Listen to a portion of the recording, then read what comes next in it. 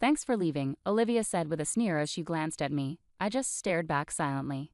We're trying to save money on wages. We don't want someone who takes advantage of overtime pay in our company, Jerry added, looking satisfied. A week later, I kept receiving calls from the company. Hello, I answered. The president asked, "Who are you?" I chuckled at his question. I'm Nicole Wallace. I'm 57 years old and I've worked here for 35 years since I graduated from college. Our company provides administrative support, handles social insurance and taxes for our clients, especially for busy company presidents who focus on sales and lack time for paperwork. I work in the tax department. I earned my bookkeeping and tax accountant qualifications in school, which led me to join this company.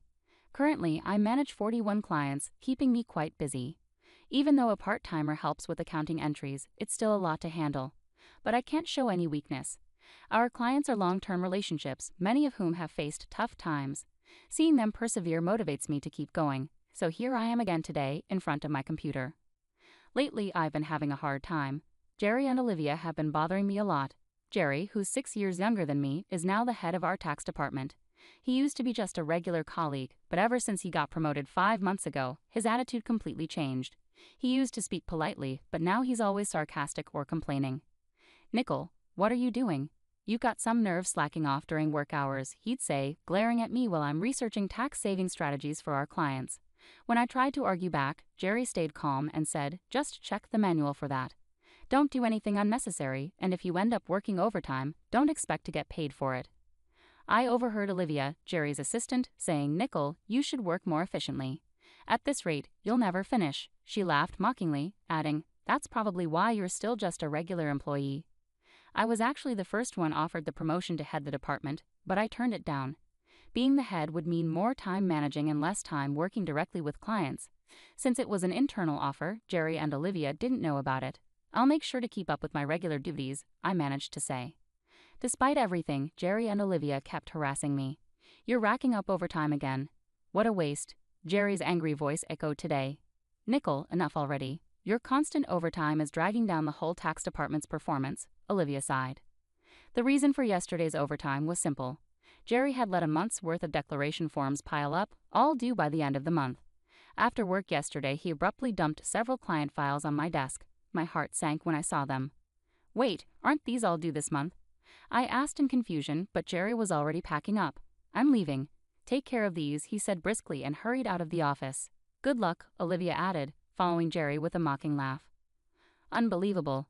I sighed as I opened the client files left on my desk. Some of them were supposed to be Olivia's responsibility. I sighed even deeper. I understood why Jerry was harassing me. They wanted me to retire quickly. I have more experience and deeper knowledge in taxation than him, so other members of the tax department often come to me with their questions instead of Jerry. There are other reasons why everyone avoids Jerry. He looks oily and unfriendly. The only female employee who stays close to him is Olivia. Jerry has a preference for younger women. That's probably why he wants me to retire, so the other female employees will rely on him more. It's such shallow thinking. It makes me uneasy. Also, he simply doesn't like me. Olivia was harassing me to gain favor with Jerry. Since Jerry evaluates the tax department's performance, she probably aimed to undermine me to get a good evaluation from him. Anyway, I have to handle these declarations. I need to prepare tax forms for my assigned companies, but it seems like I won't finish today's work either. If I try to claim overtime, I'll just get complaints from Jerry and Olivia, so I resigned myself to working unpaid overtime. One day I was suddenly summoned to the president's office. Our company had recently undergone a change in leadership. The founder's father, who had been running the company, had fallen ill, and his son, who previously worked elsewhere, took over despite being unfamiliar with our operations. Excuse me, I said as I entered the president's office. I noticed Jerry and Olivia there, both wearing unpleasant smirks. Why are Jerry and the others here? I muttered quietly, trying not to be heard. In this tense and strange atmosphere, the president spoke. Nicole, we need you to resign by the end of this month. Excuse me? What do you mean? I asked, feeling bewildered. I've been informed by Jerry and Olivia that you've been billing excessive overtime. While other members of the tax department have around 16 hours of overtime per month, you've logged over 83 hours. Doesn't that strike you as odd? Jerry and Olivia haven't logged any overtime this month. Quite impressive, don't you think? The president looked at me sternly. The reason my overtime was so high this month was because I was covering Jerry and Olivia's workload. I wanted to explain, but blaming Jerry could make it seem like I couldn't manage my time. So I stuck to the facts. I haven't overbilled for overtime. It's because I couldn't finish my work within regular hours, I clarified. The president sighed deeply. I'm skeptical, but without evidence, I won't pursue it further. However, we can't continue to employ someone who works at that pace, so I need you to resign. The president seemed resolute, asking me to leave the company where I'd dedicated my entire 35-year career. I felt worn out too. No matter how much extra work I took on, it never seemed to be acknowledged. Instead, I ended up shouldering Jerry and Olivia's responsibilities as well. Yes, I understand. I'll resign at the end of this month, I repeated to the president, realizing I had already agreed to it. I glanced at Jerry and Olivia. They were smiling smugly, clearly pleased with the outcome. After leaving the president's office with them, Olivia sneered at me, saying, "Thanks for quitting." I just stared back at her silently. Jerry echoed the sentiment, looking down on me as well. "We're cutting labor costs. We don't need someone who takes advantage of overtime pay at our company," he added, seemingly pleased. As I watched them chat cheerfully, I began preparing handover documents for all my clients. It was important to ensure a smooth transition, so I made sure to personally say goodbye to those I was handing over to. I also tried to schedule a meeting with the president to bid farewell in person. For those I couldn't meet, I sent letters informing them of my successor. A week after resigning, I finally had a moment to relax at home. I had been swamped with handover tasks right up to my last day, and even before that, my workload had been heavy. A bit of relaxation seemed well-deserved. Just as I was thinking this, my phone rang. When I saw the call was from the company, I hesitated. I had already taken care of the social insurance procedures, so I ignored the first few calls.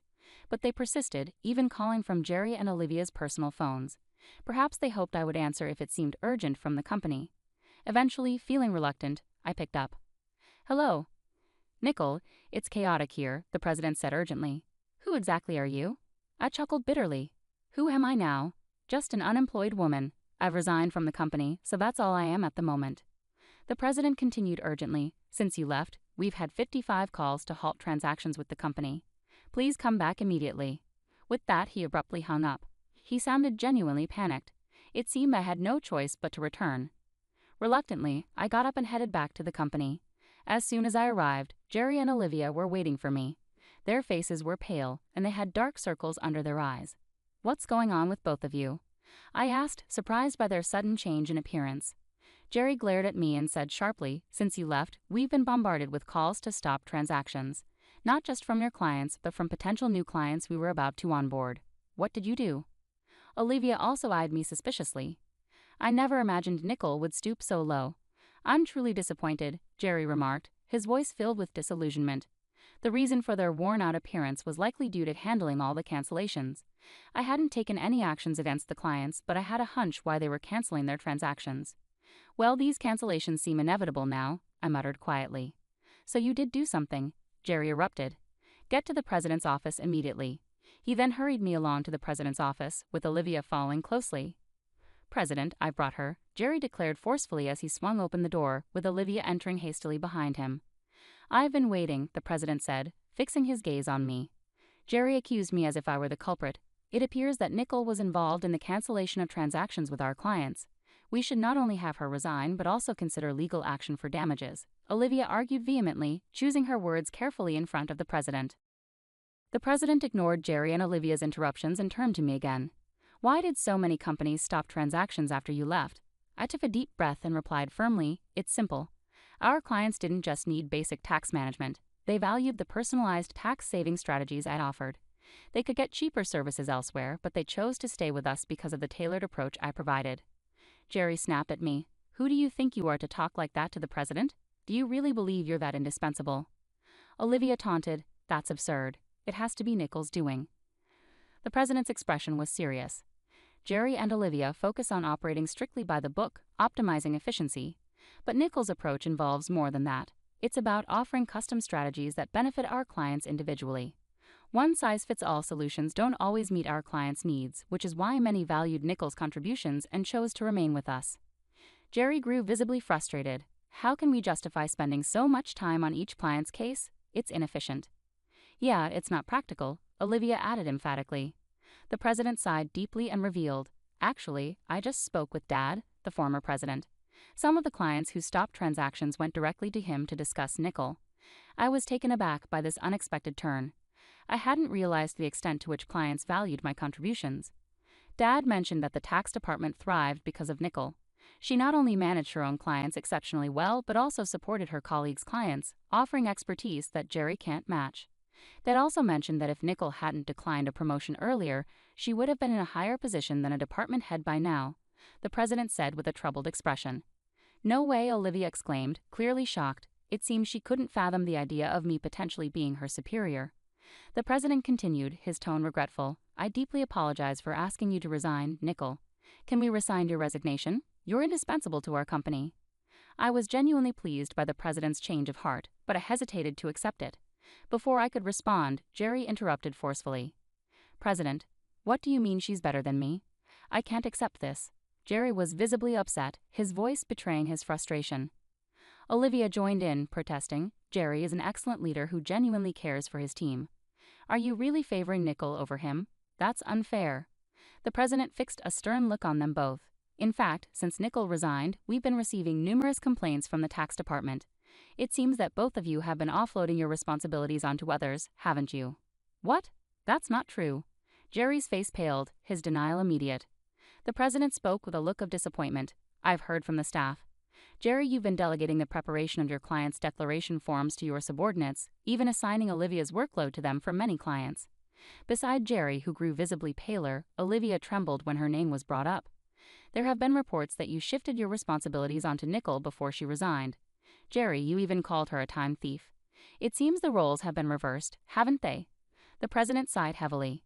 No, that's not true, Jerry stammered, clearly flustered and unable to defend himself. Watching Jerry and Olivia both turn pale, the president continued sternly, furthermore, there have been reports of a relationship between you two. You've been seen leaving work together frequently. But Jerry, aren't you married? The president's glare intensified as he looked at Jerry and Olivia. I was simply mentoring Olivia in my role as her superior, nothing more, Jerry struggled to explain, but the president produced several receipts. These are expense receipts flagged by the accounting department, dining expenses claimed by Jerry. Who were these meals with? Certainly not clients, right? Jerry was sweating profusely, unable to answer. Olivia's face turned ashen.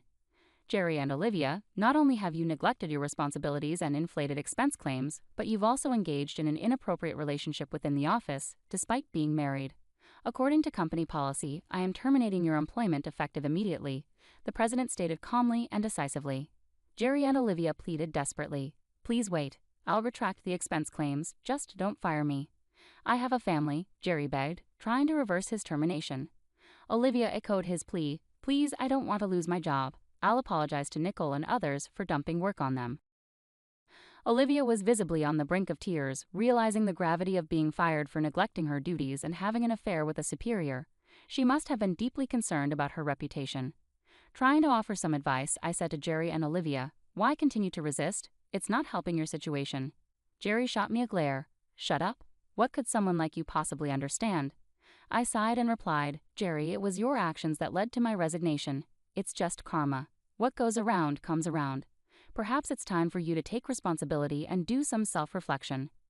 Damn it, Jerry exclaimed in frustration, while Olivia bit her lip anxiously. I haven't disclosed everything yet, but there's more to Jerry and Olivia's misconduct. Should I share more details? I asked the president with a wry smile. The stories of Jerry and Olivia's behavior were widely known in the tax department, and their reputations had preceded them.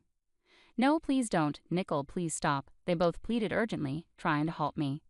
Giving them a firm ultimatum, I said misdeeds have a way of surfacing eventually. It might be in your best interest to confront reality before it escalates further. At my words, both Jerry and Olivia fell to their knees. The president wasted no time and terminated their employment on the spot.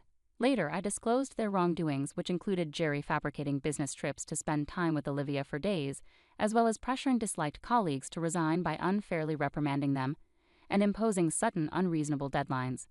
Former employees who had resigned had asked me to keep quiet initially, but now that they were happily employed elsewhere, I felt it was appropriate to speak up. The president was incensed by the revelations. He expressed his anger by docking their final salaries and announced plans to conduct a thorough investigation into past inflated expense claims. Tearfully, Jerry pleaded with the president, please don't dock my salary. What will I say to my family? Eventually, Jerry's affair with Olivia came to light to his wife, resulting in their divorce. Both now faced claims for compensation in the divorce proceedings. For some reason, Jerry reached out to me, pleading, please, can you convince the president to reconsider the termination? Olivia and I are in serious trouble now. Jerry and Olivia were having a hard time finding new jobs because the tax industry is tight-knit. If you mess up, everyone hears about it, and that makes it tough to get hired elsewhere. They really need money for their divorce settlement and living expenses, so they're doing manual labor on construction sites now. It's a big change from their usual office work. Olivia calls me crying often, saying, "Nicole, please help.